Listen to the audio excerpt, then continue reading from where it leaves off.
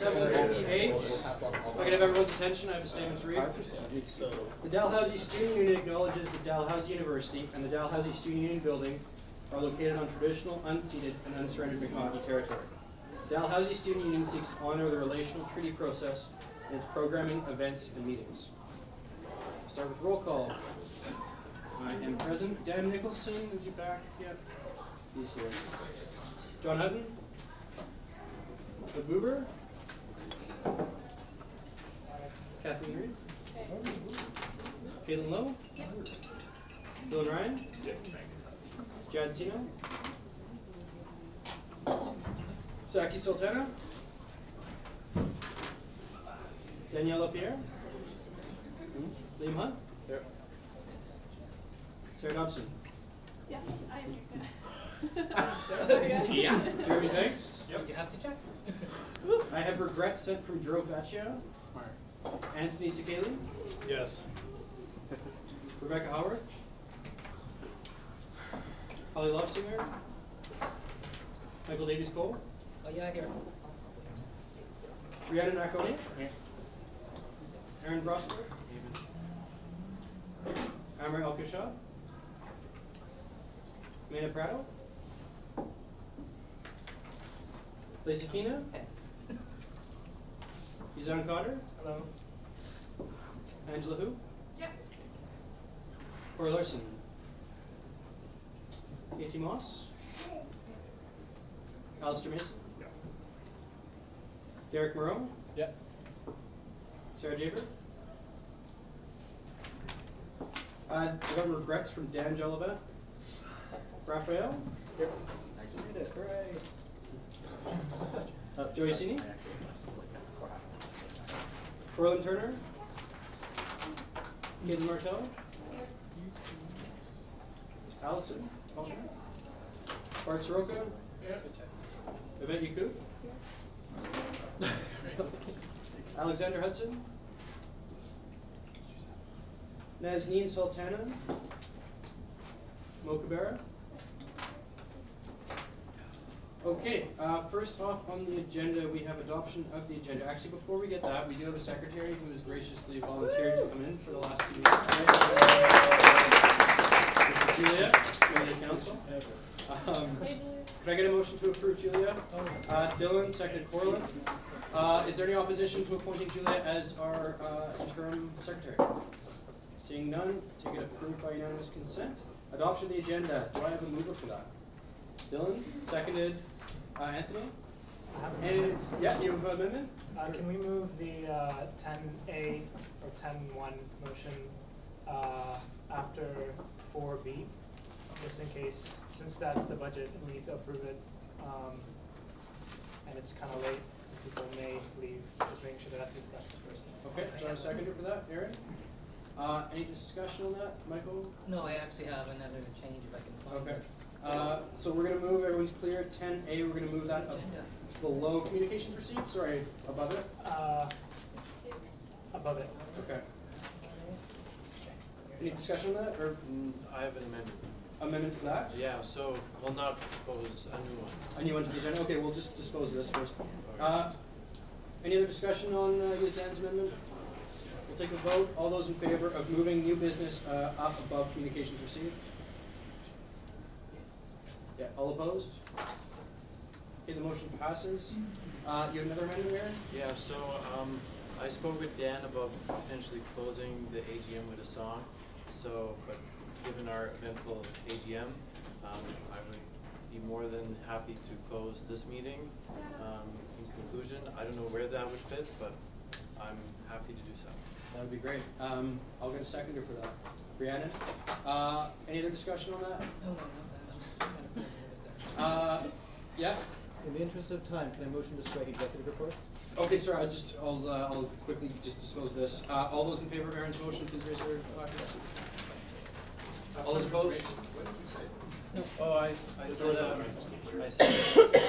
I talked to Dan about closing the AGM with a song, but given everything, So it's on the agenda now. It's going to be the last point.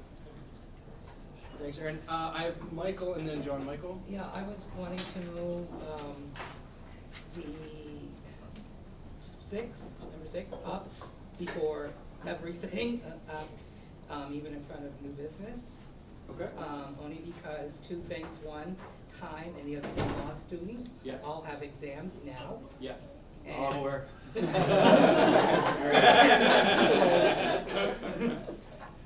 Okay, do I have a second for that motion? Dan?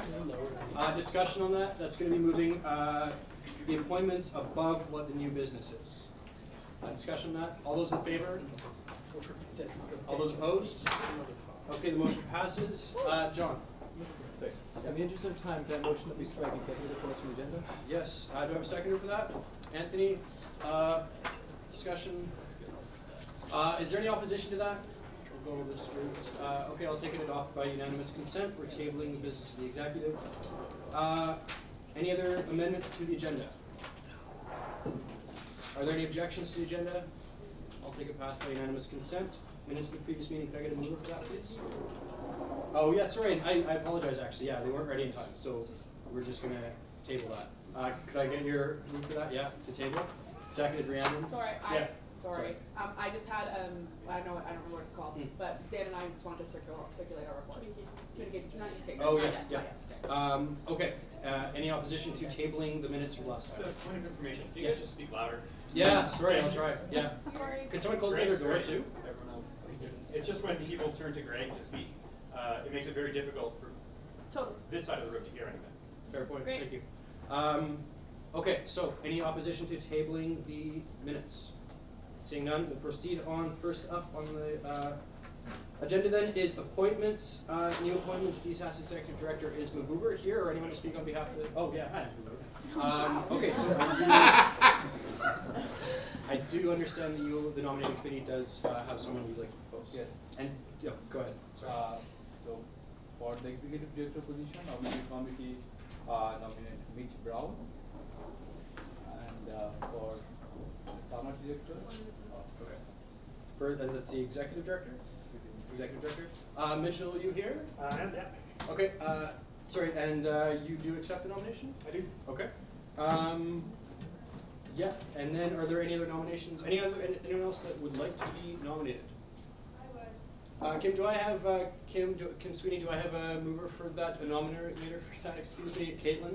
And you accept the nomination? Okay, are there any other nominees? Okay, so that's the two of you, so the way that we do proceed then is each of you have an opportunity to speak on your behalf. Sorry, what was your last name? Brown. Brown, okay, so you're gonna go first, it is in alphabetical order of last name. Sure. And while you're speaking, Kim, if you can leave the room and then vice versa. And then we'll go ahead with that. Sure. So, there's a point of privilege. Yeah. Do folks know what the position is? Thank you. Okay. Yeah. Can somebody from DSS just give a quick overview? Sure, I can. My name's Kate Costin. I'm the internal director currently. So the executive director during the summer months is a full-time position. The summer director and the executive director have office hours from 9 a.m. to 4 p.m.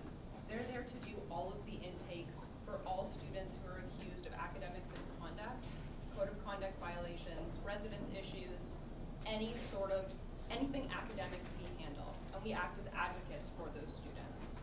So we will accompany students to all AIO hearings, we'll accompany students and prepare written materials for Senate, and anything else, any conversations, will accompany students with them. During the summer, full-time positions, 9 a.m. to 4 p.m. when all of those meetings happen. In September, the executive director position becomes sort of an on-call position.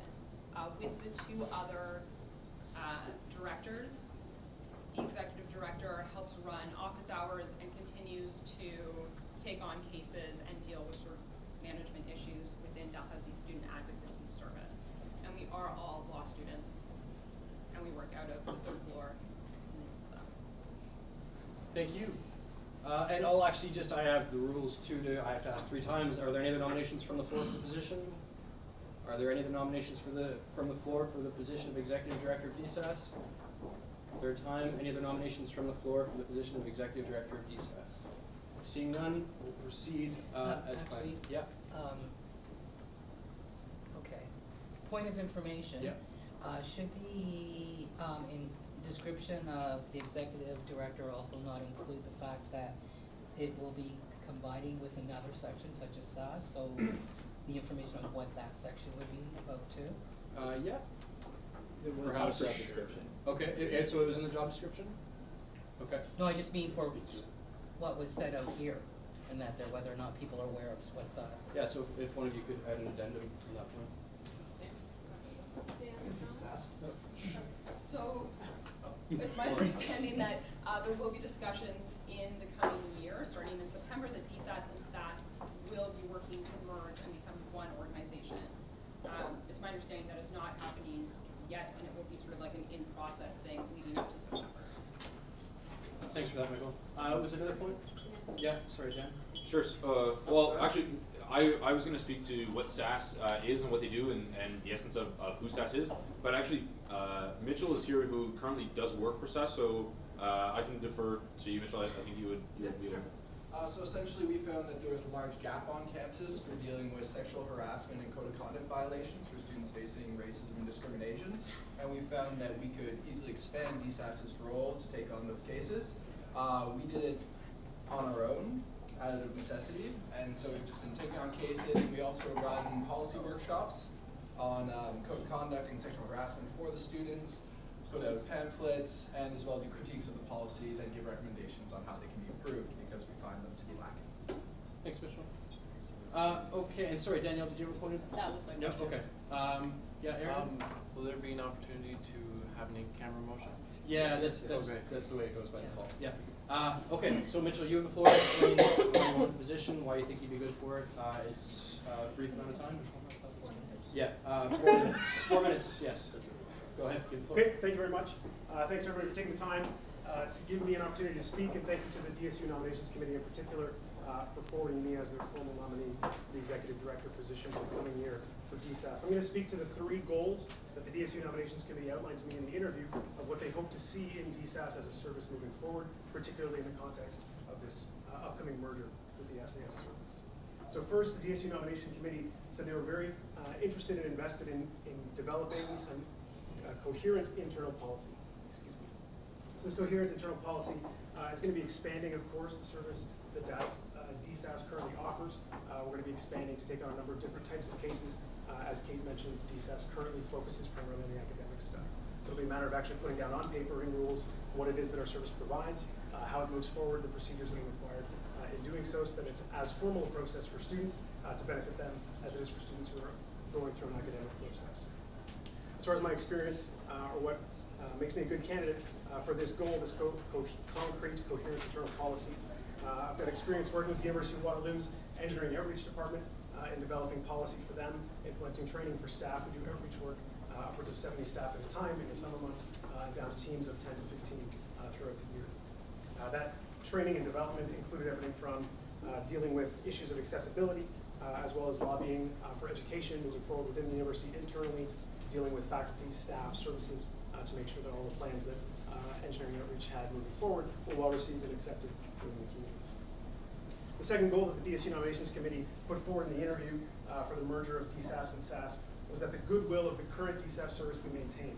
Now I've seen firsthand, personally having worked as a DSAS advocate this year, that both the faculty as well as the administration in the university are very receptive to this process, and that only benefits students. When the students have a representative who's with them to speak with them, to speak for them when they need to, and when that's well received by the staff.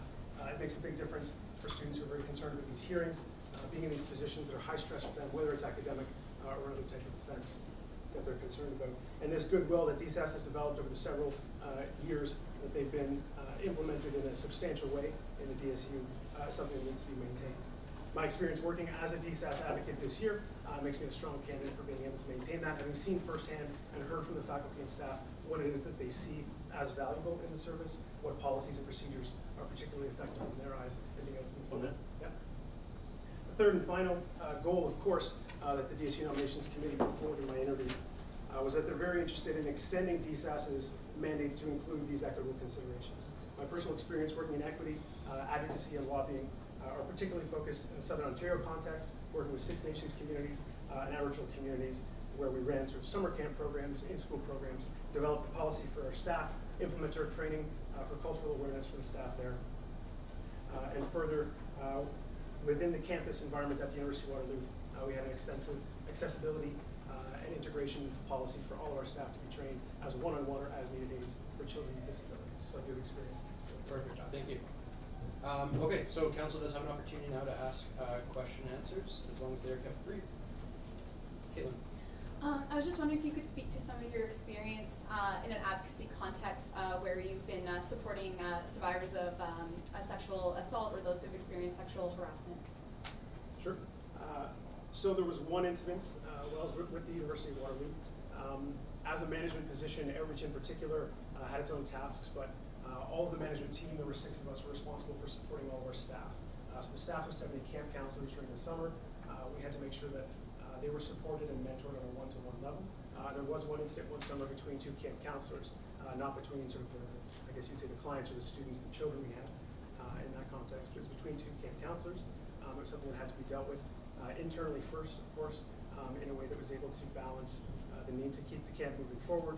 We ended up sort of dividing up and splitting the teams, reorganizing how they were structured, as well as having the sort of necessary disciplinary element to it.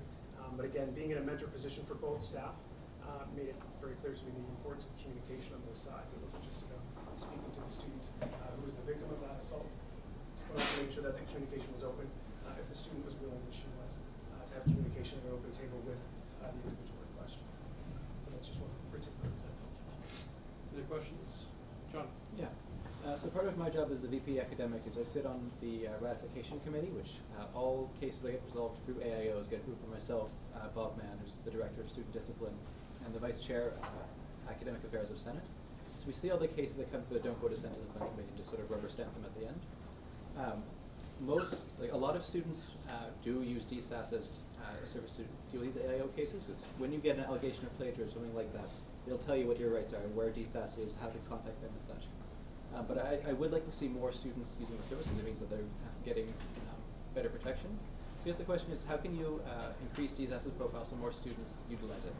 Sure. I mean, I think increasing the profile, particularly in this year's context, is about increasing the profile beyond academics. So from what I've engaged with faculty and staff, there's already pretty clear and explicit indications in most syllabuses for courses that say if you've been accused of an academic allegation, please contact DSAS, here's their office, here's the number. But it's going to be about implementing that education program. So pamphleting has already been mentioned. Being able to work with the different community groups within the university to look at what are some ways that we can have more targeted and more effective education. It's really about awareness. I think DSAS, as an organization under that name, has a decent presence on the campus. The bigger issue is going to be making sure that we advertise well enough that that presence is now about more issues than simply academic ones. So putting together a plan over this summer in particular to get ready for September for things like pamphleting for students, as well as having a fairly systematic way to advertise and communicate to faculty and staff so that they're also aware of this increased mandate of ours. Okay, any other questions? Yeah, Jeremy? Yeah, I'm just wondering how you integrate services on Section 9 Carleton campus. And I bring this up because in architecture and planning this year, we actually had a concern with associate professors and not consistent grading. Sure. And when we were lucky enough to have an upper level student who had been through a process and had knowledge, but I know going forward that person will not be here, and in the future I won't be here. So I'm wondering, what can you do, or what can DSAS do to make sure that those pamphlets make it to societies that are not necessarily as readily available or as large as some of the ones on study? Sure. I think the first thing would be to make sure that within the first few weeks of my being in the position this summer, is going to be reaching out to all relevant community groups, faculty groups, anyone who could potentially benefit from this service, and making sure that they're put together on a large list so we know who we want to push this information to. And then as we get to the development phase of putting together that policy, drafting up pages we want to be advertising as, make sure that everyone is on the list that we want to, so that's what I'll receive. Rhiannon? That being said, you're like full-time over the summer and then you switch to a more like call-in role during the school year, but most of the students are around come September. So what do you plan to do, not just in the summer to outreach to people, but to get to the people that are in September, since they'll be like doing less work? Sure. I think one thing that we can be doing is increasing the role of the individual advocates. We hire sort of on a volunteer basis, upwards of 20 advocates every year to work from September to the end of second term to do the sort of daily AIO cases. Beyond the individual casework that they take on and a couple hours of office hours a week, there's not a whole lot of responsibility for those advocates. We could be asking them to do a lot more, to be more proactively working to help the service in general while in office hours, taking on projects, whether it's drafting, writing, editing, pushing pamphlets, that kind of stuff, as part of their role as an advocate. And I think also too, merging the two services, one thing I would definitely be pushing forward is just increasing the number of advocates we have. We never want to hit the wall when we're just talking about advocates for given issues. Angela? So I sit on my faculty's appeals committee, and so what I've noticed this year is that students are often very emotional when it comes to the appeals process, I guess how will you sort of create a community of support for students who are going through appeals? Just because DAS's office is in the Society Hub, and I've heard advocates ragging on their clients multiple times. So like, how will you serve to create that culture of support? Yeah, I mean, my experience in the training program last year, and this isn't at all a comment on previous executives, but just from my personal experience, it was very focused on the technical role that we held as advocates, and that's important. It's an important role. There's nothing wrong with highlighting that. My personal experience, I got a lot more out of working with students as an advocate, going beyond I'm going to show up at the hearing with them.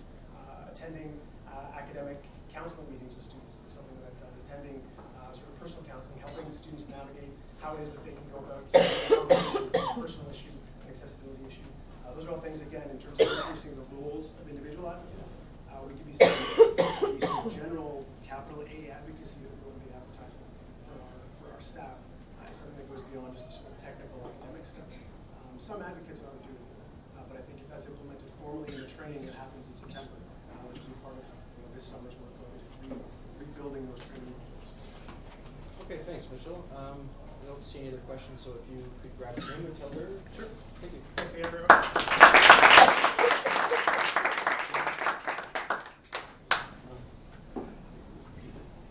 You know which direction?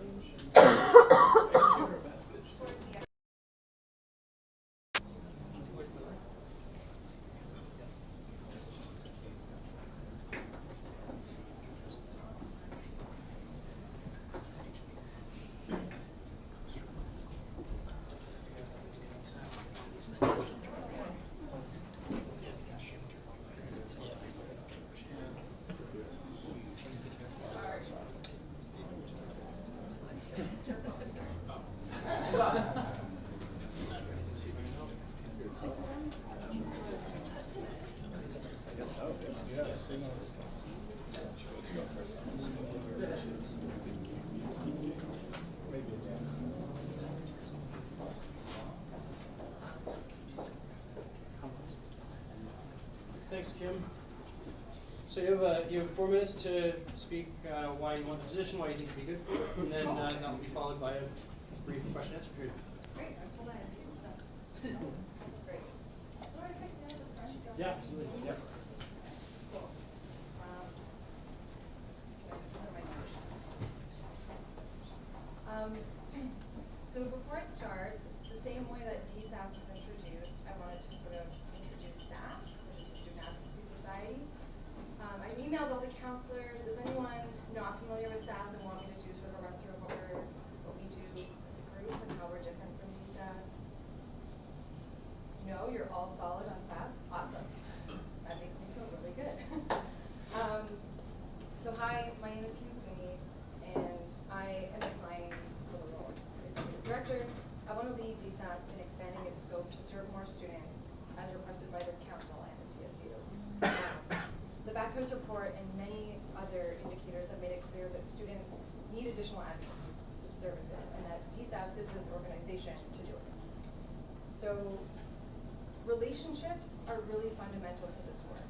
The relationships between us, the advocates, and our student clients, the relationships between us, our advocates, our society, and the university service providers that we necessarily have to work alongside in order to deliver these services and support to students. So those services include the Student Conflict Office, their sort of justice process, the Human Rights, Equity, and Harassment Prevention Office, the Residence Councils, the Vice Provost Student Affairs, and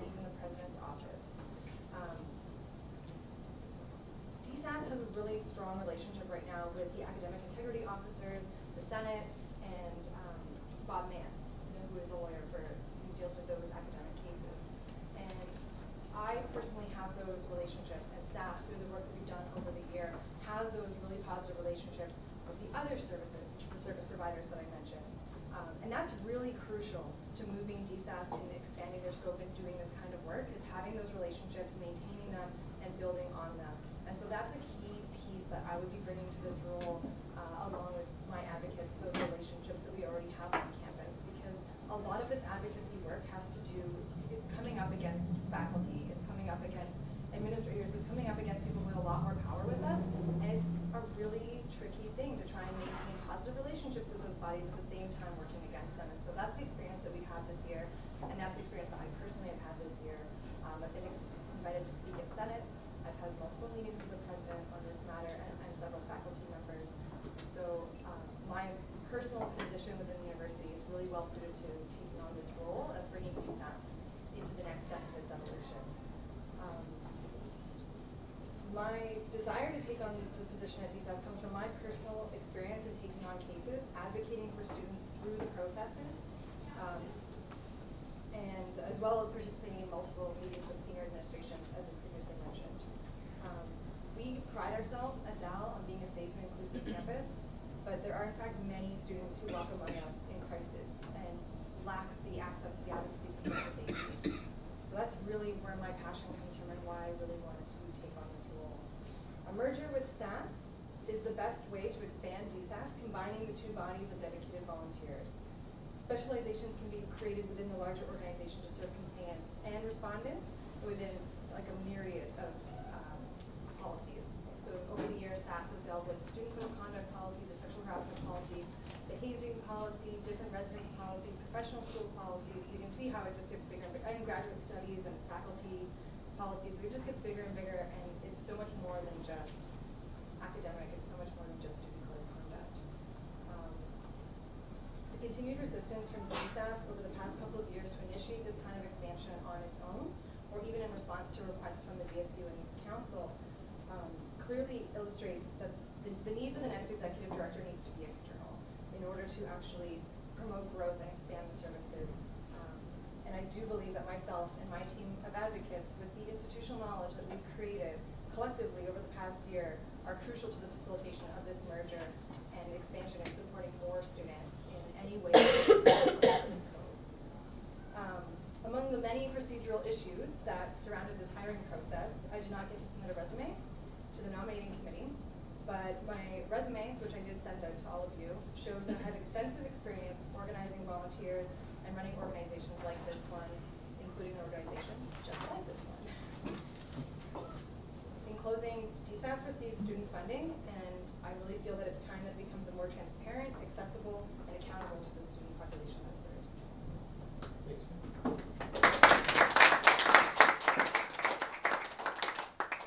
Okay, so we'll proceed with the question and answer period. Questions? Yeah, sorry, Dan. Sure. So the last candidate kind of spoke, or not the last candidate, sorry.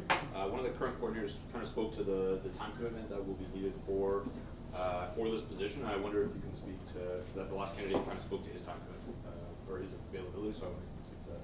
Totally. So full disclosure is that I do have another job this summer. I have talked with my employer, who are very supportive of the work that I've been doing with SAS and my advocacy on campus. They're very proud of that, and that's one of the qualities that they want to embody in their firm. So they've been very supportive in negotiating a way for me to do both jobs at the same time. My understanding is that the executive director last summer also had another job, and so the 9 to 4 is a very flexible standard, and that those office hours are not mandatory from Monday to Friday. That wasn't the expectation last year, so I don't see that that would be a necessary expectation of the executive director for this year either. Any other questions? And I guess I would just add, as time commitment goes, so I do have that job. That job will be approximately an 8:30 to 4 o'clock job, and with the flexibility to take meetings during the day, and to have maybe a 1 day regular office hours established. But I also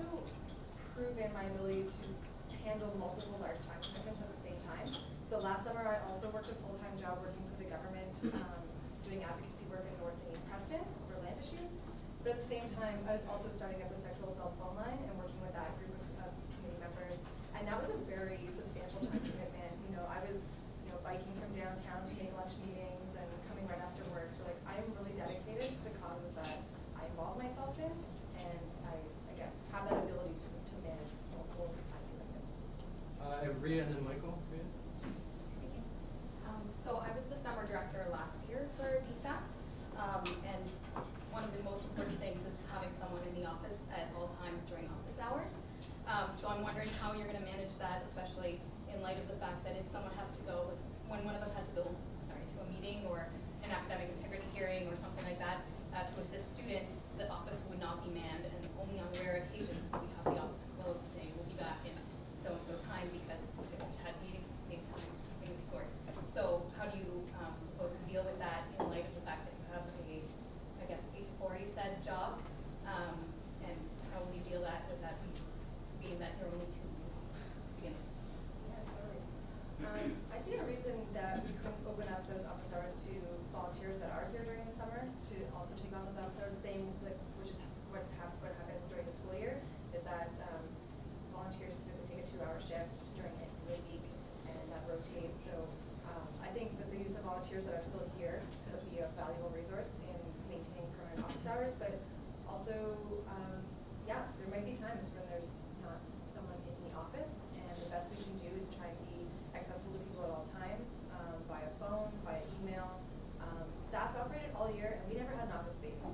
So students contacted us either through telephone or email, and from then we arranged meetings that were a safe and comfortable place for them at various locations around the school, and the Sexton campus even. We traveled to Sexton multiple times. So I don't think that just having an open door is the only entry point for students to seek support and access to the system. Michael. And I might have missed some of this from your talk because it's hard to hear this right now, but I'm just wondering about if you could speak to either what you have, like, I'm also training, but kind of knowledge you have in the other side, like in the discipline side or whatever, like what DSAS does itself, and as well as what you would do with that knowledge moving forward. Yeah. So I do have knowledge of the academic procedures and the set of disciplinary hearings. We are actually, very exciting news for SAS is that we're taking the first sexual violence case to us in a disciplinary hearing possibly ever in Dell's history this month. So that's really exciting. So I've been getting a crash course and working with legal counsel and the set of disciplinary hearing through that. But I also do have experience in offenses in work that I did through my undergrad, where I was the student with disabilities rep at my undergrad council, and part of that work was advocating for students with disabilities through their academic process there. Here, I think that one of the big issues that the academic and the Senate disciplinary process has is that there's a lot of, what's that word, a lot of repeat offenders. Recidivism? Yeah. Recidivism. There's a lot of that happening where the Senate Discipline Committee will often hand down a decision of, you need to attend this workshop, go to academic skills, and do this, but there's not a lot of follow-up to make sure that that actually happens. So those students typically end up repeating the same mistakes that a lot of times they just aren't aware of, as I know that a lot of DSAS clients are international students that just aren't aware of the sort of like Western academic policies. So I think a big part of the role that I'd like to see DSAS play moving forward is being more, not just being involved as advocating for students through a system that is clearly not really working and serving the students, but also working to fix that system. So I do have knowledge of that. I have met with counselors on the Senate Disciplinary Committee, and I have very good relationships with Bob Mann and John Hope, who are the 2 main legal counsels that deal with those cases. And Bob Mann has been, we've had a very good working relationship through the year with SAS as well. Yeah, sorry, Rhiannon, So a lot of students might not know about DSAS or how to access DSAS. What are your plans for kind of engaging students and letting them know what the office does and making sure that they know how to access those services? Absolutely. That was really one of the big issues that came up with the backhouse report identifying, was that we have good policies, but students don't have access to them. And even when students do try to engage, there's a whole lot of resistance from the university administration to allow students to navigate a policy the way that they want to.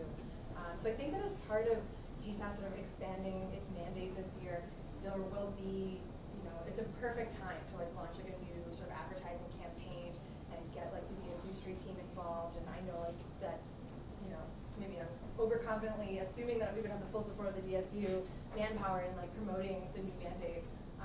But I think it's going to have to be multifaceted. We're going to have to really let students know that we're here, that we're handling everything, and also that we're different.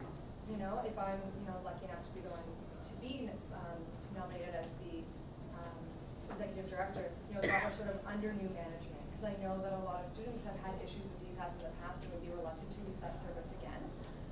But knowing that it's sort of taking steps in a new direction and working under a new mandate, I think would really help bring students into it.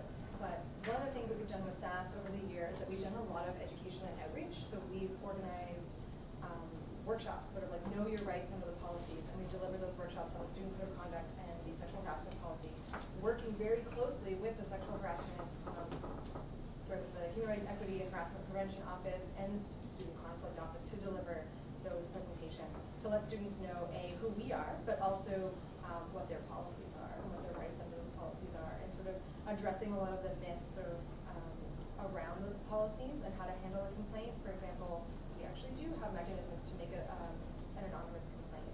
So things like that, we've been really trying hard to educate and make our face known in the process. Angela, and then maybe we'll cut questions. Angela and then Caitlin. Angela? Do you need a phone charger? Sorry, did you have your hand? I did, I was just distracted, sorry. Okay. So I asked this question of the other candidate as well. I sit on a faculty appeals committee, and seeing the students can be very emotional, just in terms of going through an appeal. And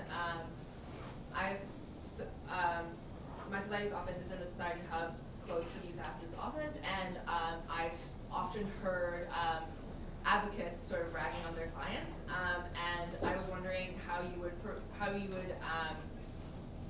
create a culture of support within DSAS, so that more people would access the service. Absolutely, and that's such a great point.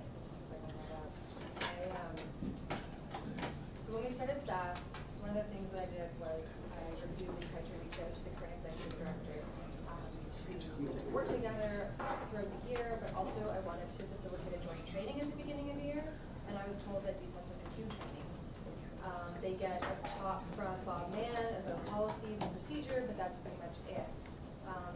On the flip side, what we facilitated at SAS was sort of a multi-level training. So all of my volunteers had anti-oppression training. They had training in active listening, and those were from external presenters. So Ennis Purd, South House, and Evan Kuhl from Legal Aid came to talk to us about advocacy skills and how to be a good advocate. So we had that training before we even brought in service providers to talk about the student code of conduct or the sexual harassment policy. We had those core building blocks about how to be a good advocate and also just how to be a human. So that is really crucial to what I see the role of advocates being is that, and what all of our advocates had a very firm understanding of is we're there first to listen and support, and then we're there to advise on policies, because it is a very emotional process, and anyone who's been through any kind of crisis knows that it's really difficult. And then at that point, to be very emotional and upset, and then trying to navigate through policies and deal with an aggressive administration, it's very unbearable. So that's sort of the way that we approached advocacy, was listening first and then advising on policies. And in some cases, students didn't even want to go through policies, and they just wanted to be listened to and know what their options were, and maybe they went out and pursued things on their own. I don't know. But that's how we approach advocacy, and that's what I'd like to bring to DSAS. Caitlin? My question actually stems very much off of Angela's question, and it's mostly around changing the perception at DSAS. I've also received a lot of complaints from students about some treatment, and I was wondering on a broader scale, Maybe you could speak to perhaps some of your experience in helping manage volunteers, but also what you hope to instill in all the DSAS volunteers to help build, as Angela was saying, that culture of support within DSAS. Yeah. So I've tried to get a really good understanding of how DSAS currently operates, and from talking to volunteers and talking to the current executive director, trying to get a feel for like what is the climate right now. You know, it's not perceived as being a climate of support. So what is it a climate of? And it's very like individualistic, as I understand. Whereas a lot of volunteers don't really know what the exec are doing. They don't really know who the other volunteers are. So in terms of like managing volunteers, I've tried to keep things very transparent. I've tried to keep things very consensus based. One of the things that we've even talked about was that whether or not we want to merge with TSAS, and it's totally up to my volunteers as well. So that's really like a core part of SAS and the way that I take on leadership positions as well, is having that input from the volunteers. As far as, what was the second part of your question? Changing the face? What do I want to instill in the volunteers? Yeah, essentially overall. I guess, so like the main thing that I see with DSAS is its potential to serve students and support students and more students, like any student who is either respondent or complainant under the code, under the sexual harassment policy, any student who's seeking support navigating the policies. The other thing is building the capacity of our volunteers and making them feel like they're a part of something, making them feel like they're a part of something valuable. I've talked to DSAS volunteers who feel like it's super frustrating. I see the same students over and over, or they're not listening to me, or they don't understand, or I don't understand, and there's like sort of a lot of frustrations there.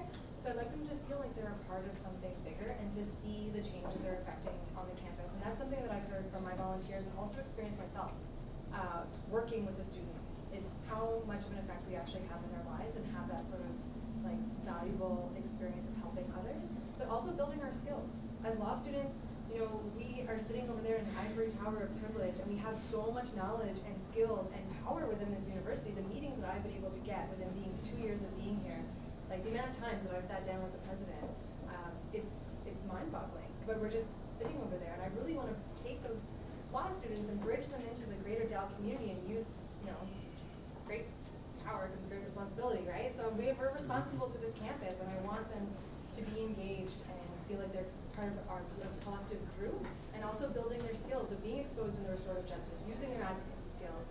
Another branch that we have at SAS I haven't talked about yet is a policy review team. So they made a report, they reviewed a bunch of different policies and made recommendations to the administration that we're going to be submitting at the end of the year. So getting to really use those tools that we're learning in the law school and apply them to real life to help our student peers, it's really invaluable for the volunteers, and it's invaluable for the students.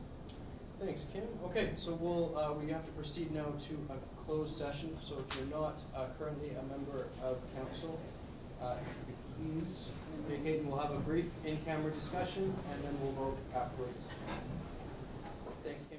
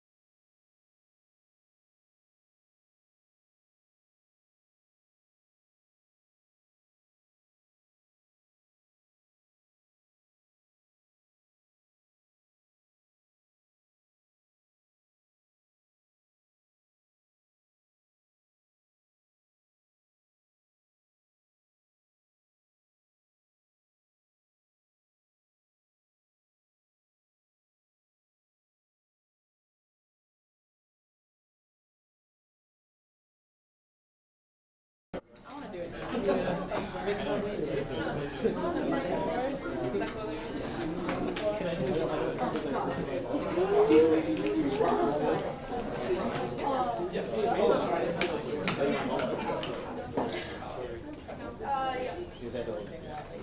Sorry, so who has to go at 9? I understand someone has to go at 9.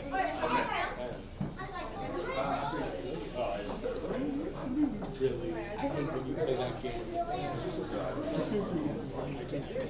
That's like fire. No. I can tell totally. Dude, we're gonna train you on Tinder this summer. Really laughing. Really laughing. I realize usually when I say hi to them, we're in passing. Shut up. That's real. I was like, Do the candidates take a point each as scrutineer to watch? Like? I'm not trained to carry that here. I'm trying to be my canes. It's been a while. Oh, yeah, sorry, it's a points one. I think it's in the rules. I think it's just. Someone said you're actually have to stay. Yo, someone said Let's do it.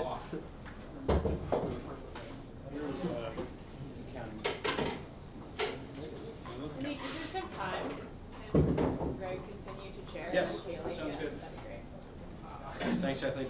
Okay, so we'll have that ready for you in a moment. We're going to proceed with the next up with the DSAS Summer Director. So, point of information, Yeah. something. If the It'll summer be director done by the time he's done. Is that what you're gonna say? No, if the summer director nominations are strictly like contingent on who gets this. For instance, Mitch applied for both jobs. Yeah, well, it'll probably be done by the time Okay, we sorry. kind of Okay, explain go the, ahead. explain the. Okay, I didn't know if you meant like this. So can someone speak to what the committee does first? Like the summer director. Yeah, sure, yeah, with the, sorry. Yeah, Rio was the summer director last year. okay. Yeah, so summer director basically is the other half of the team for the summer, because there's 2 people that stay on full time. We take half of the cases that come in. We kind of had our own system for like dividing them equitably to make sure that we didn't overwork ourselves or have too many cases. I had at any one time probably somewhere around 20 different cases.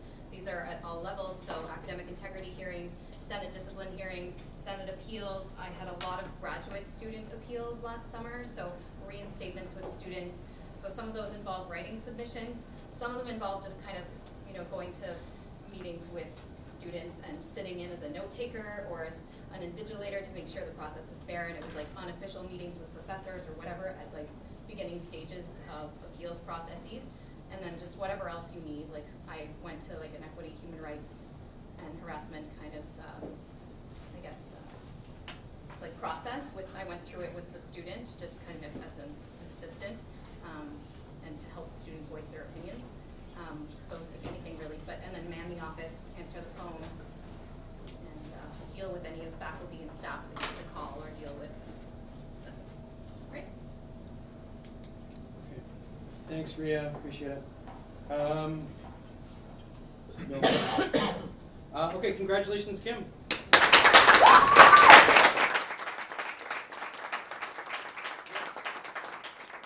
I'll accept a motion from the floor to destroy the ballots, Renan, and that is not votable, that just happens. Okay, so, next up then, yeah. Oh, yeah, that's a good point, thank you. Could I get a motion just to ratify that, that Kim Sweeney be appointed to the DSAS executive? Caitlin, seconded Rhiannon. All those in favor? Okay, any opposed? Motion passes. Okay, so first of all, I understand you have to go at 9, so I'll take nominations from the floor in a moment, but we're just gonna get, sorry, what was your name? Jason. Jason a chance to speak his part and yeah, go ahead. Thanks for accommodating me, everybody. Sorry about the time limit there. So my name is Jason Smith. I'm a second-year law student, and as Ria mentioned, the summer director's job primarily is to handle the day-to-day cases of DSAS. So I thought I'd come here today and tell you about a little bit of my advocacy experience. Since I've joined DSAS, I've been lucky enough to handle a very wide and diverse range of cases. I've been successful in front of the Senate Discipline Committee, AIOs, grade appeals, reinstatement posts. Sorry, do you have a question? Sorry. I think I might have missed something here. I have a point of information here. Okay. Did we ask if anybody else in the room? We're going to after. It's just he has to leave at 9.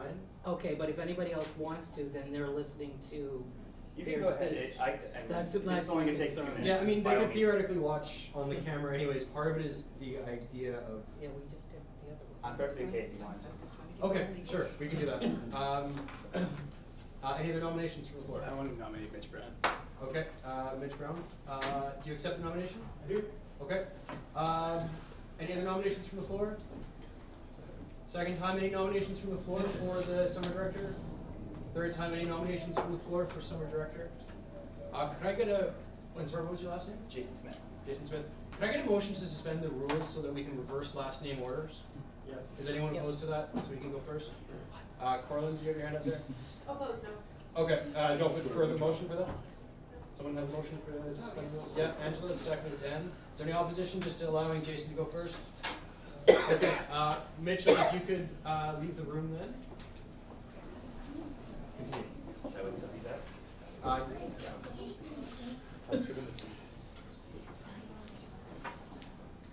So as I was saying, I thought I'd come in here and talk to you a little about my advocacy experience, since that's the primary role of the summer director.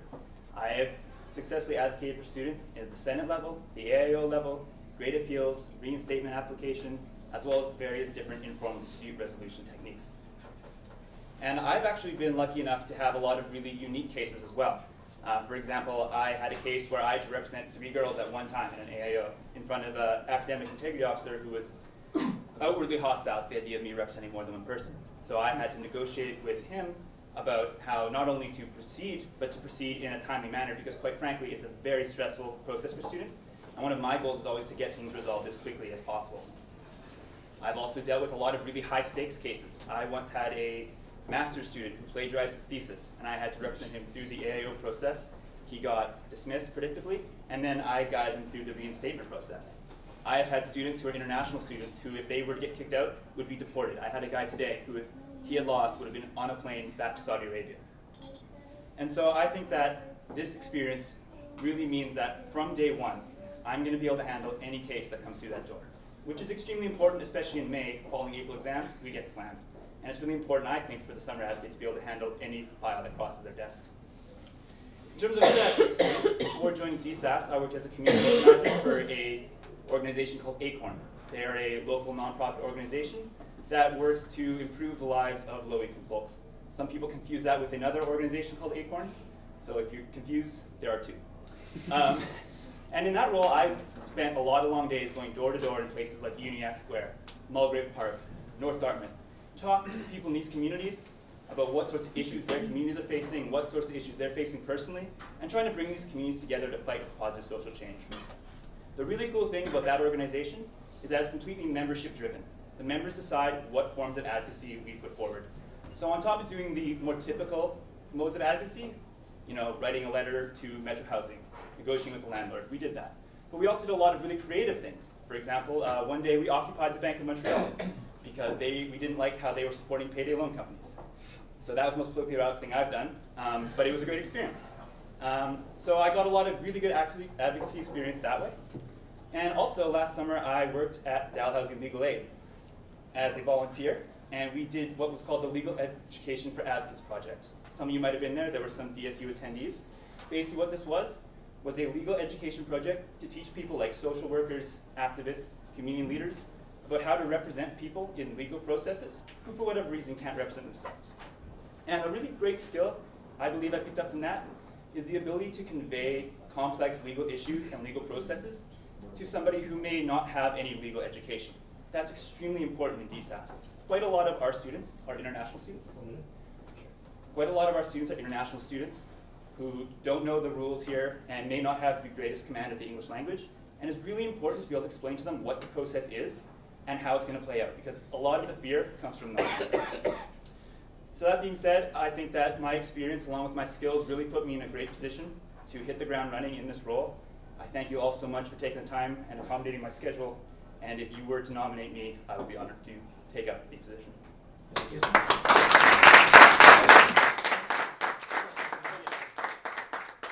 So are there questions for Jason? Yeah. message? So we just appointed Kim, obviously, and she does have another Point of time. privilege? Yeah. I can't hear that question at all. I'm really Okay. sorry. I don't know who to project to. We just appointed Kim, who does have another time constraint, so I'm just wondering how you'll be able to handle that, given that some things might get pushed onto you for the daily hours. Yeah, unlike him, I was not lucky enough to get a summer law job, unfortunately. So I do have one small commitment, is just helping out a professor with some research. There is no schedule for that, there's no meetings, there's no time constraint at all. So that won't affect anything. And other than that, I plan to be around Halifax every day this summer. I live a 20-minute walk from here, so there should be no problems at all that way. Any other? Oh, sorry. Yeah, Kathleen. Yeah, I was wondering if you could speak to your experience. Sorry, you're welcome. Mark. I was wondering if you could speak to your experience in dealing with advocacy for sexual assault and harassment on campus, not necessarily on a case-by-case basis, but maybe work that you've done or experience that you've had surrounding the issue that's like very prevalent on our campus right now. Right, so in DSAS, as you know right now, we haven't been handling those cases, so I haven't had any experience in DSAS. However, during undergrad, I worked for the UBC Department of Athletics, and I was working in a situation where I was the sort of second in command in our little structure, and the first in command was being, I would say, extremely inappropriate towards one female employee, both in terms of what he was saying and what he was doing physically. And I could see that this was tormenting her, and that she was in a position where she felt uncomfortable saying anything because it was her boss. And so I saw this, and I pulled her aside one day on shift, and I just explained to her that, you know, these are your rights, these are the processes that we have in place for this, and I actually guided her through every step in terms of going over our boss's head directly to the athletics administration, and we actually were able to resolve that without any incident. I find that if you can resolve things that way, sort of informally, that can be a lot more effective. Quite often with the rigid procedures of hearings, things can get bogged down in terms of rules and procedures, and sometimes that can bring out a level of frustration because people think that, you know, this is cut and dry, let's move forward, instead of running into all these walls time and again. Okay, any other questions? Okay, thanks a lot for coming in, Jason. Thanks so much.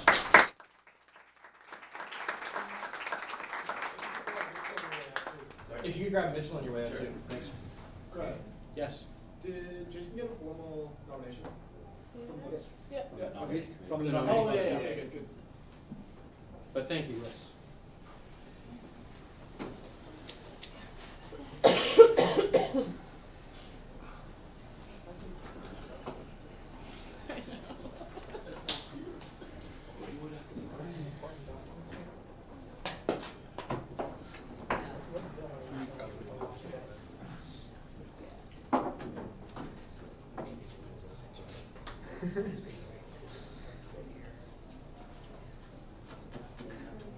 Thanks for coming back in, Mitchell. You know the drill. You before? Sounds good. So a lot of what I said before applies again. Having had the opportunity this year working with DSAS as an advocate to prove myself not only a strong advocate in the administrative and sort of technical roles that DSAS already holds, but being able to take the opportunity as an advocate to go beyond that, the things I was talking about, going with students to other issues that they have, going with them to academic counseling, helping them seek out accommodation, sort of embodying what the advocates in the DSAS sort of society could be moving forward in a more equitable mandate. So the opportunity to continue doing that over the summer, as a summer director, primarily working to take as much of the caseload as possible, will be something I'm very proud to do and enjoy doing. It's something that I feel the qualifications I spoke to prior make me a strong candidate for. One small piece I would add, though, is I'd be very interested in potentially opening discussions, if possible, to change up how it is that sort of case breakdown works. I think it'd be great for the summer advocate to be able to help in discussions, just in developing the training for the upcoming year. I think the 50-50 split of casework between the ED and the SD don't necessarily need to just center on the case. Obviously, not all trying to infringe, but for working in an office together, being able to have those discussions, I think it'd be valuable to be on that team and help moving forward with this sort of step that DSAS wants to take. Thanks, Mitchell. Yeah.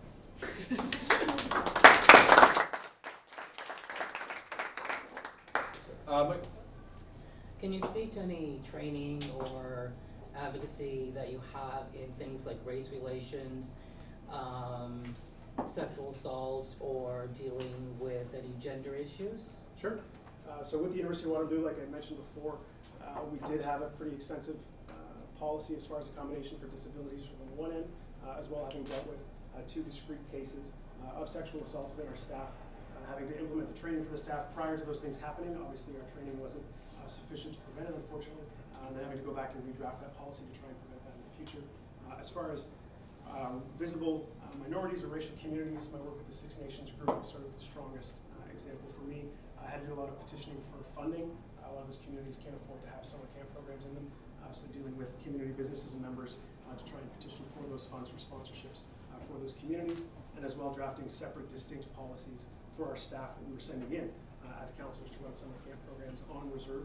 They needed a completely separate training program that we had to develop for them, monitor working with elders and community sponsors in conjunction to make sure those policies were responding to that particular community. Just a second part to the question. So, and now you volunteered with DSAS as well, right? Yeah, DSAS is sort of the academic. Okay, so did you do anything with your only cases that you dealt with were just the academic ones? So I never had an overlapping case where it was both academic as well as there being a discrimination issue or sexual assault issue. The only one that came close was I had a student who was a recent Canadian. He'd been here for sort of 3 years, and that played a significant role in sort of discussing his first year at university and how that played out as far as going back home and that sort of thing. So it wasn't a direct discrimination type claim, but there was that component to discuss and have support for. Any other questions? Okay, well, thanks again, Mitchell. And yeah, we'll go into an in-camera session. Speakers.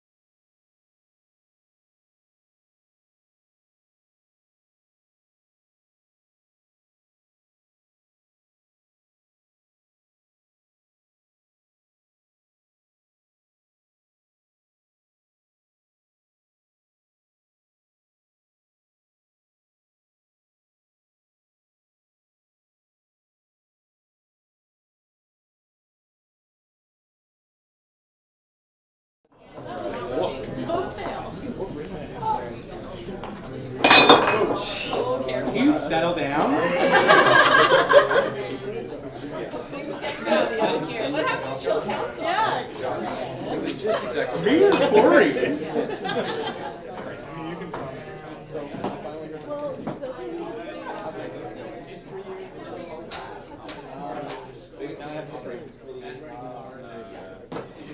So again, would the candidates like to appoint a scrutineer?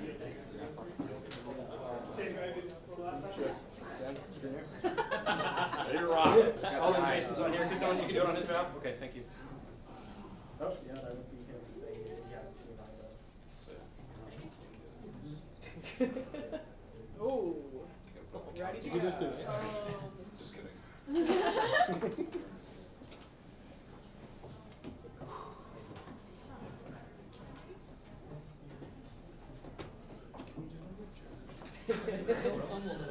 We had the budget. The budget's next. Budget. She has it all over you. Sorry, my vote goes for it. Budget, beers, and the deputy. Are you driving before I piss you off? Well, I'm driving, but I have to be somewhere. Yeah, who's a good deputy? You're a good deputy. You're a bad deputy right now.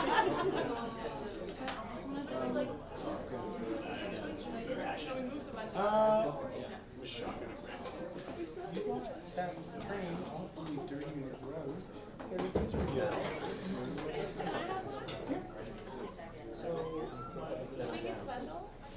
Yeah. Got any good juice? Here, do you want the plug?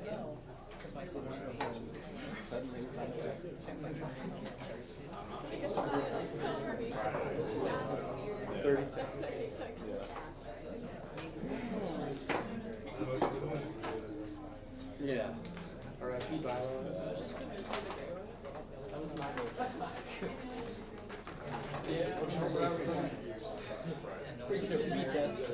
Sure. Could I get the budget next? That's moved by Mabuber. Could I have a seconder for that, please? Corey. And Mabuber, why don't you go ahead and start talking through the motion? Yes, I think last meeting I presented the budget, and in between the meeting I got few good question and clarification. But the major change I want to put forward, which is recommended by the BOBS. In the BOBS meeting, John proposed an amendment to the budget to add a line for the QC conference we are having, and have $5,000 allocated to that conference, and that was recommended in the BOBS. So with that addition, creating one line in the advocacy department, allocating $5,000 to this QC conference that DSU is hosting at May, I'd like to propose the budget for your approval. Bart, I will start with speakers list. Sorry, quick point of information. When you say QC conference, you mean the CQUSC? Yeah. Yes. Okay. What point of information? What does that stand for? Canadian University Queer Services Conference. Thank you. So, speakers list. Anyone? Okay, we'll move to a vote on the budget. All those in favor? Yeah. Can I jump on Yeah. this? Yeah. Yeah, I'm just wondering, the last council meeting I just asked about the allocations of budgets for the section of Carleton campus. Since then, I scheduled a meeting with you and Kathleen to talk about that. And neither you or Kathleen have mentioned any changes to the allocation or dedication of funds or how those gray areas of the budget break down into section of Carleton campus. And on that note, I'm just wondering, has there been thought given to that, especially with an incoming VPFO? Maybe Dylan, you can speak to how those allocations will go in the future. I can touch on a little bit how actually we said, because the areas that cover the whole campus, like the grants and sponsorship, when you have to grant for students and societies, especially students, you don't ask a question that are you from which campus. So you don't have the actual data how much is going to which campus. Maybe in a grant from there might be a checklist that which campus you're from. That will help us to check throughout the year how much grant is given to which campus students. That could be one way. And of course, on the programming side, I think VPSL can track. I think VPSL tracks its own way, but it can be reported back to the council that yes, these are the programs done, and these are the way the allocation is handled until any point of time. Sorry, I'm just going to interject quickly. The results are in. Congratulations, Jason. Thanks so much, Mitch, for coming. Really appreciate it.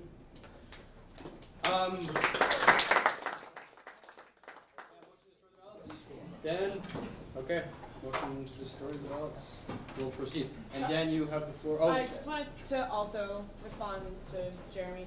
So, like, as I touched on at our meeting, I think that it's really important for the VPSL to be held accountable for the way that they're spending the programming budget. So, in like the new year, I do think that it's important that not only does the VPSL report to council specifically on those different parts, but I think also make sure that they're programming, but having regular I don't know what's the word, consultation, with specific leaders on Sexton by making more of an effort to come out to SAC, things like that, where it's not just like kind of a tokenized appearance, it's more of an integrated thing, and I'd like to continue to work with you to talk about that. I understand that this year, while we had a lot of effort, it wasn't ideal, and so I think that we can like move forward with that and have more conversations.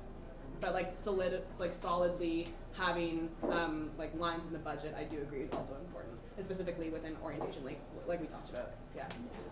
Dan?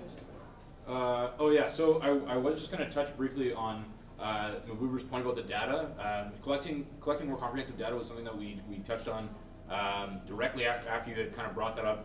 How it is still like somewhat unclear in the budget presentations as to like where the allocated money is going or what it's being used for, and that's something that really resonated with me and something that we immediately brought up with our accounting staff and with some of our other staff, and everybody was very much on board with like collecting more data and being able to see some of the more like finite details, I suppose. And I think the other piece of things that we talked about with the accounting department specifically was trying to figure out how maybe there are other lines as well that can be somewhat parsed into separated information. Although I would say the people in the accounting department did like what they said was like that's going to be extremely difficult, very taxing, very like time. What would you say? Like it would take a lot of time, a lot of energy, a lot of resources to kind of split up everything by the different campuses. But certainly, grants and sponsorship, as well as programming, are some things that like everyone is on board with implementing for for the future. And like I commend you for bringing that up time and time again. Caitlin?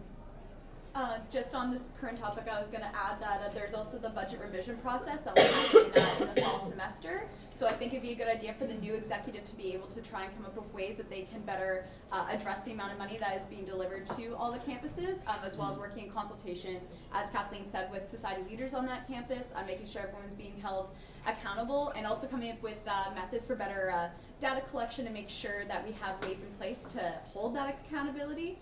And I think that this is a discussion that needs a lot more time. So maybe having the new executive be able to work on that and how they do their goals and their plans throughout the year, and then be able to revisit this in the fall with budget revisions. I'll go Dylan and then back to Jeremy. Dylan? Cool. Yeah, so I already started talking to Kelsey about keeping records right from the start, from where the programming budget's going.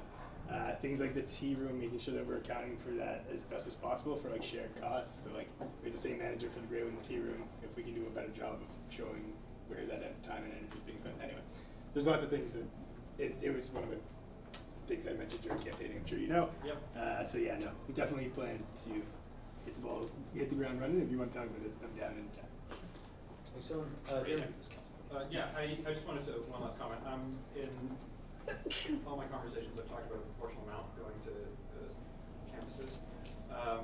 And on that note, while I acknowledge that better data or data going backwards may be problematic, my big concern, and I expressed this to you, Kathleen, is to create those budget lines. And there's no reason that our proposed budget going forward can't have those budget lines in it as a piece of infrastructure that maybe is carried forward. Just by having it in the budget, it creates something to think about, and it can help Dylan as he goes forward to that budget revision. So as of right now, I don't want to support this budget because it doesn't recognize that there are portions of these lines that maybe could be better allocated or better reflected as serving campuses. That being said, I also don't think there isn't, like, there's still time to address those before the next meeting. And so I guess right now I move to table it until the next meeting. Can't move at the end. I know I'm sometimes flexible with that. At the end of speaking. Okay. Yeah. Get back on the speakers list. Great. Dylan. So like I'm not going to create any new money through the revision process, and this wouldn't create any new money. It is one of the things that I is at the top of my list for going through the budget and presenting it in a way that makes more sense. So like that would be part of that process. I don't know that, like, you can add the lines now if you want. I'm not sure that they'd stick the way that they'd be put here in the next, through the revision process. I think there's a lot of things that have to move around, and I understand your hesitation. I'd welcome you to be on the new to be formed budget committee. I don't know. Like if you want to throw them on there. Jeremy, you are next. Yeah, I just motioned to table this to the next Yep. meeting. I'm not asking anyone to create more money from magical places, but just to take those categories and pull out 10% or pull out whatever the proportion is per campus. Do I have a seconder for that? Bart? Anything else? Okay. Any discussion on tabling the budget? Okay, we'll vote on whether to table the budget until next meeting. All those in favor of tabling it?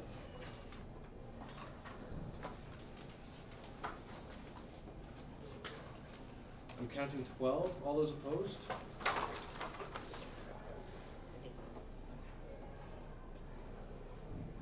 I have 10. So the motion does pass then, and will be tabled until the next meeting. Next up on the agenda, we have communications received. Is there any opposition to me distributing the reports of the VP Student Life and the President? I will send those in short order via email. And then other than that, the only communications received I've had, well, there's a bunch about the AGM, but that's been dealt with. And then regrets, which I've noted so far. Next up then, reports of committee and Board of Governors Caucus. Yeah, so 3 quick things that have been on the table for a little while now. Breastfeeding policy, divest, and also the position we talked about putting on formally for an engineering student on the Capital Facilities and Projects Committee in terms of breastfeeding policy. It's been about 2 weeks since I've last heard from the person who is managing that. We did send it off to Ann Forrestal, and to my knowledge, we haven't received any feedback, but I do believe that there's been some updates on the policy on the committee that's been working on it. Once we have that confirmed and Ann Forrestal gets back to us, we'll be able to move forward with it. In terms of divest, I met with them 2 Fridays ago just to see how we could support them moving forward, especially putting together the ad hoc committee. And what was the last thing I just had? With regards to the engineering position, Dan, I think that's something that we need to move forward on as soon as possible to have somebody in place working with dues for effective May 1st essentially. And if we want to draft up a little bit of a policy, so that's something that we see for the next couple of years. Again, it's something we should do sooner than later. But maybe that's something we can just take up with Derek over the next week or 2. That's okay. it. Thanks, Anthony. So questions we'll just do hopefully by email, if that's okay with everyone. Yeah, sorry. Yeah, sure. So they also convened. The Board of Governors also convened their operations committee. I can't really talk about the decisions that were made during this operations committee because they were in camera. But I can say that on the 19th of this month, the Board of Governors will be voting on the tuition increases and the tuition resets. So that's happening. Also, I will be attending another emergency Board of Operations meeting next week and an emergency executive committee of the Board of Operations next week as well to talk about also confidential matters, but nothing that is super interesting to students. Bart, was it a... I just got a question. I just want to clarify what I heard. Did you say that they made decisions in camera? Yeah.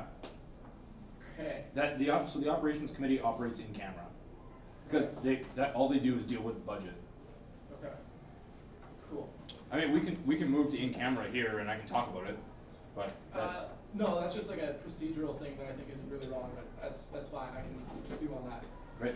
You can make decisions in camera, and you can have minutes in camera, they just can only be available to the people who were in the meeting. Thanks, okay. Anything else from the Board of Governors? Senate caucus? Yeah, there wasn't a lot on my end to report.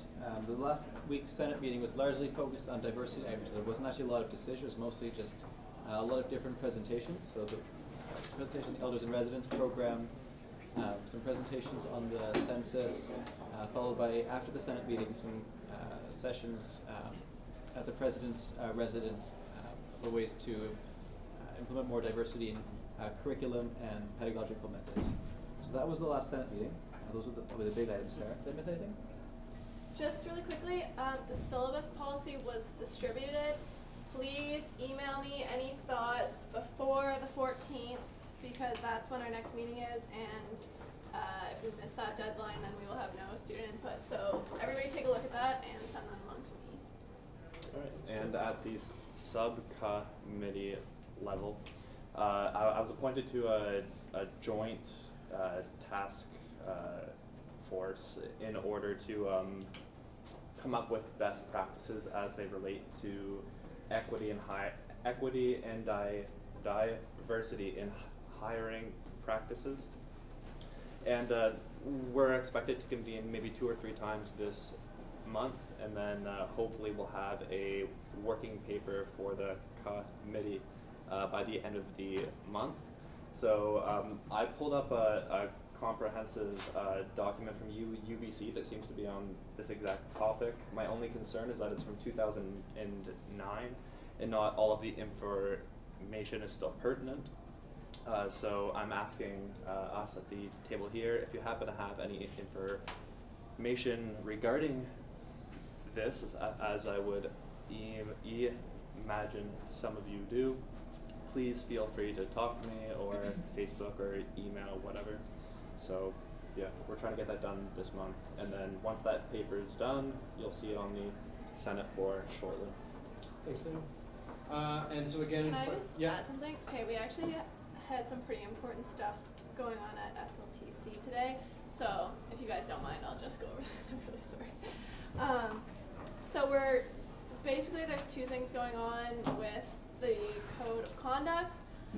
So Senator Bayless basically brought forward a discussion item, I guess, and it's as it stands right now, and this kind of all relates back to dentistry, is, and it's really confusing, I'm very sorry, policy here is, so the president has the power to intervene in residence issues, but not in like professional behavior issues, which is what the dentistry scandal was all about.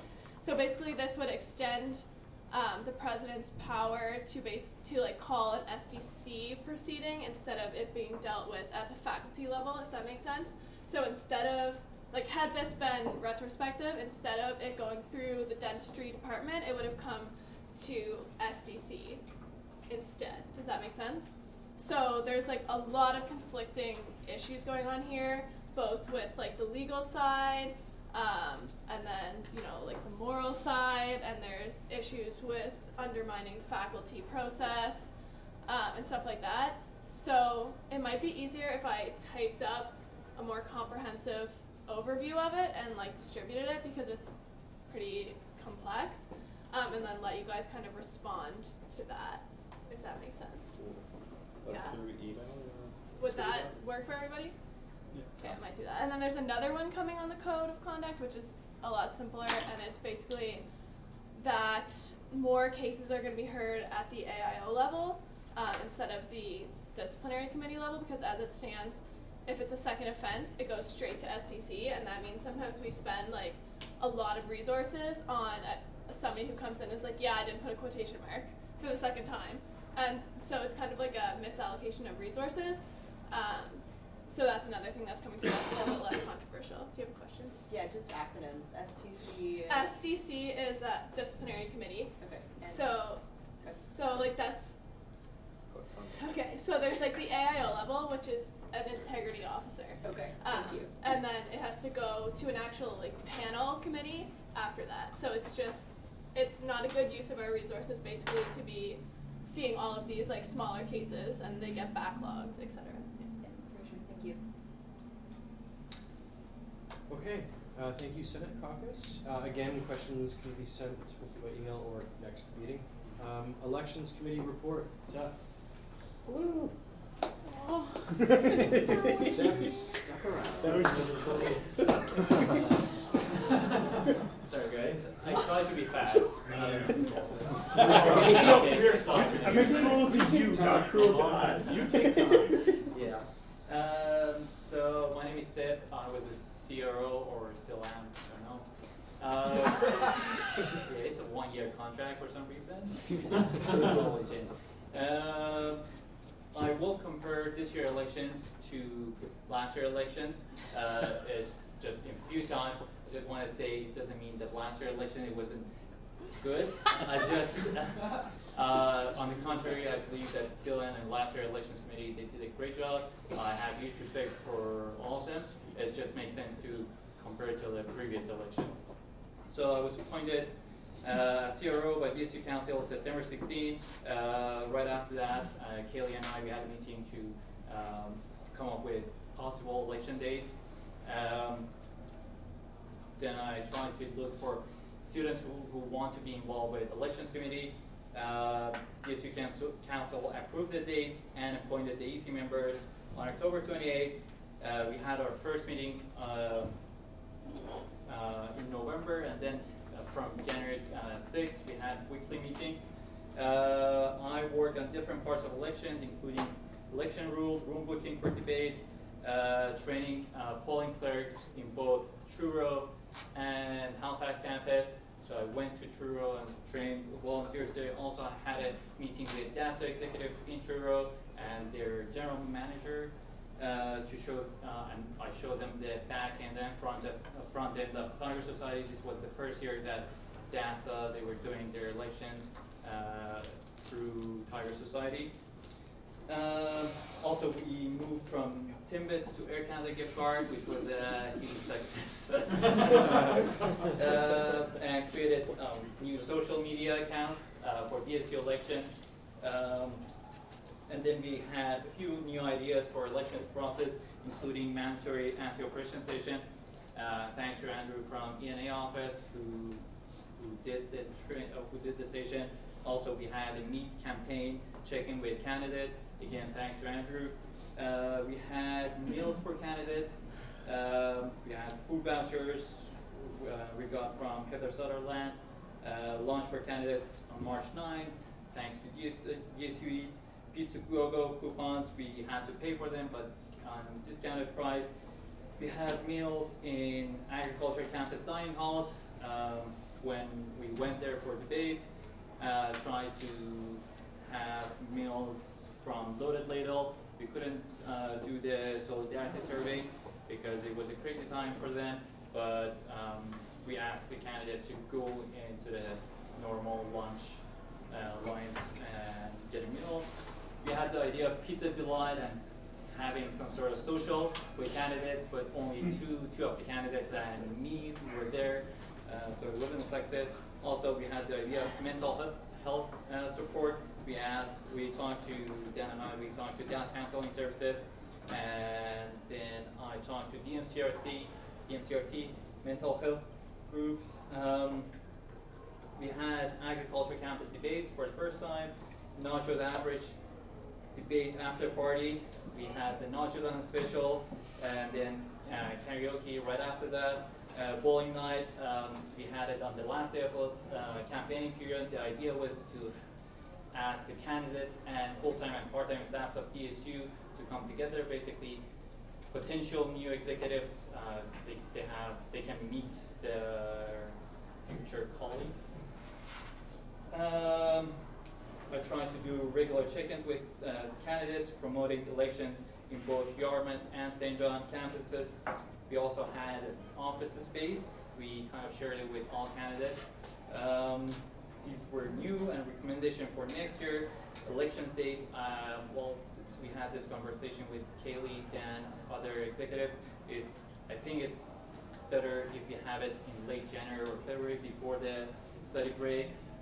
March is a crazy time for both the students and candidates.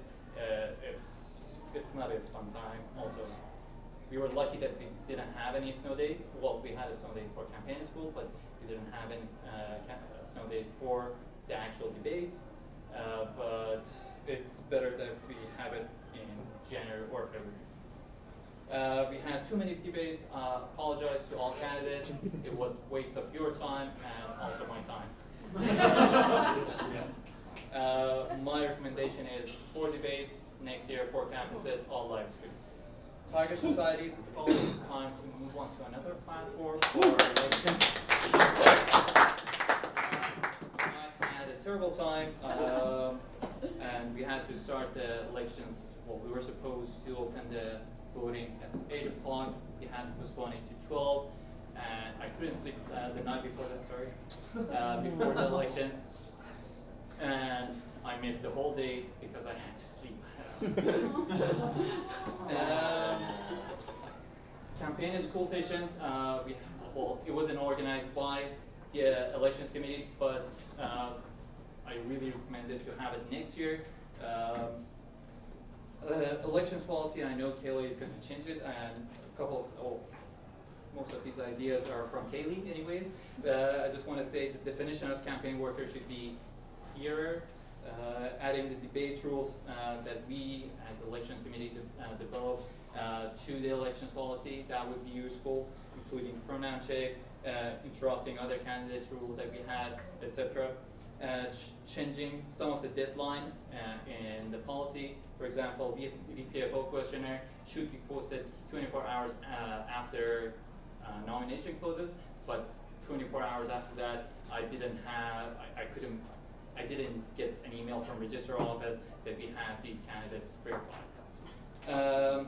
Moving to the merit points instead of fining candidates, I think it's really confusing for candidates. It happened that some of the candidates wanted to pay me $20, which is not the way it should be. It should come out of their budget. If we go to merit points, then we won't have that issue. Disqualification and reimbursement. So one candidate got disqualified this year, but there was nothing on the policy, nor rules, nor bylaws that would refer. So basically we said, if you're disqualified, no reimbursement. Part-time staff rules, I think that rule can be again added to the policy. They cannot campaign during their shifts. If they do, $50 fine. Having a minimum and maximum number of nominators, it's kind of confusing because if there are many nominators, that may be considered pre-campaigning. Ranking system is still confusing for students. Maybe it's better to move to just the system we have for other positions like law. Adding the mandatory anti-oppression session, adding rules about campaigning in the study comments. We didn't again have it this year, but I think it should be added to the rules. Adding a section for the society endorsement. I had many problems with society endorsement.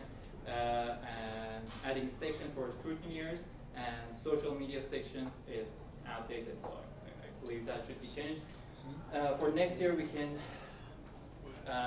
use campus-wide notification on Blackboard or Brightspace, asking profs to have a bonus assignment on DSU elections or DSU politics in general. This was Dan's idea. But I got that idea too late. It was in the nomination period, I couldn't do it. Asking profs to let the students vote in the class. We tried to do it this year, but I didn't think any of the profs did it actually. Asking profs to exempt the candidates from the assignments, midterms, whatnot. Again, this was Kaylee's idea. Probably we can talk to the profs to facilitate that.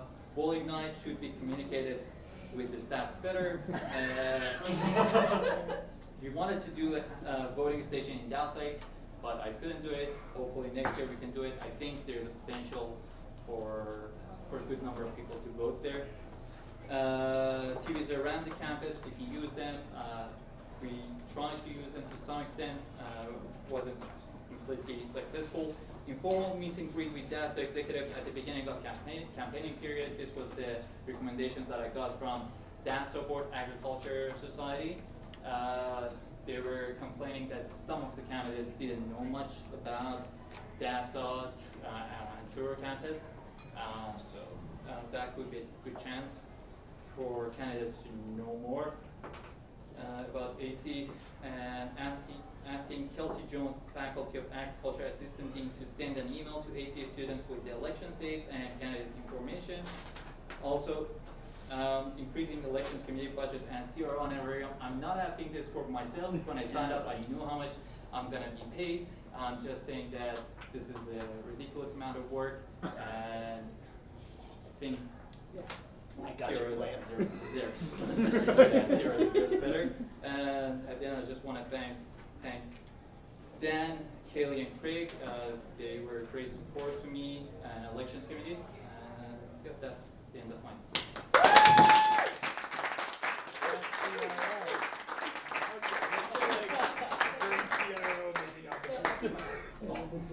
Top 5 CROs. If you want to ask a question, you can do it now or email me at cro@dsu.ca. Also, if you have any recommendations, you can. Just really quickly, what was the turnout? It was close to 19%. It was 18.7. Better than last year. 38.7. Oh, really? You get a question? Okay, thanks so much for coming in time. Appreciate it. Next up, notices of motion. Are there notices of motion? Dan? Yeah, motion, motion coming next, and I don't even know if this counts, I don't know if we have quorum, but, motion coming about the, farmer's market, budget allocation, or, budgeting something. Any other notices of motion? Oh, there's also, I don't see William Coney here. Yeah, but they're tweeting. So But we have Sabina here. But notice of motion around support for the workers of the Chronicle Herald. Motion. Yeah. And renoticing society policy amendments. And is the Ethical investments also, because Ann is not here, but motion around ethical That's right, investments, thank policy and IRC work, And also the budget's gonna be back up, that was tabled tonight. and the budget. Okay. Oh, and committee reports are due. Please get those in. Thanks, Kayla. Okay, we're gonna motion to adjourn, but remember, we're also gonna be having the closing ceremony. I have Yes, an yes. announcement. Oh, sorry, yeah, you're right. No, we have announcements still. Sorry, Brandon, go ahead. My announcement is at the last December meeting, we wore pajamas, so I think we should wear something fun to our last meeting. Costumes. If anybody has any ideas of what we should wear, Council sweaters. will they be in? On Wednesdays Yeah, we we- wear pink. Okay, but also wear something fun as well. Maybe like y'all wear something Nice pants. fun. Pajama bottoms. Fun pants. Funky hair. Sorry. I don't have funky pants. I'll get some. Yeah, and I do too. Leggings. Sorry, just quick announcements for my part. I have an exam that Monday before the next meeting, so you won't probably hear from me or get an agenda until Monday. It'll still be before the deadline, but it won't be this Sunday thing going on. Dan. I just wanted to announce that we're all super supportive, or we are all super appreciative of all you folks who were able to stick it out from 5 p.m. Absolute rock stars. Thank you so much. Big changes here. Big changes.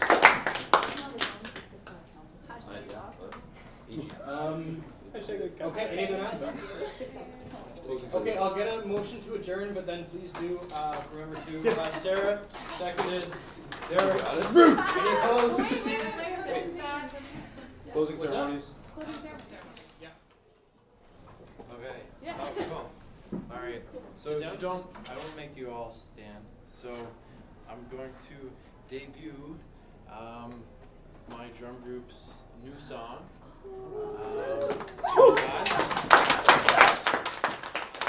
Co-author. So I helped write the words. It's in what we call Old Bussin' Mi'kmaq, which is like very, very, very old Mi'kmaq words that are almost never used before, only by the elders. And if you speak fluent Mi'kmaq, it's basically Oppasin just means like you don't speak anything else but Mi'kmaq kind of thing in your language, so you don't mix in English. We call it Miklish. So the words are Labasi, Musigis Giduk, Niskamagoyesu, Abohanamukto, which means look to the sky, the eagle will guide you. So here it goes. Debut.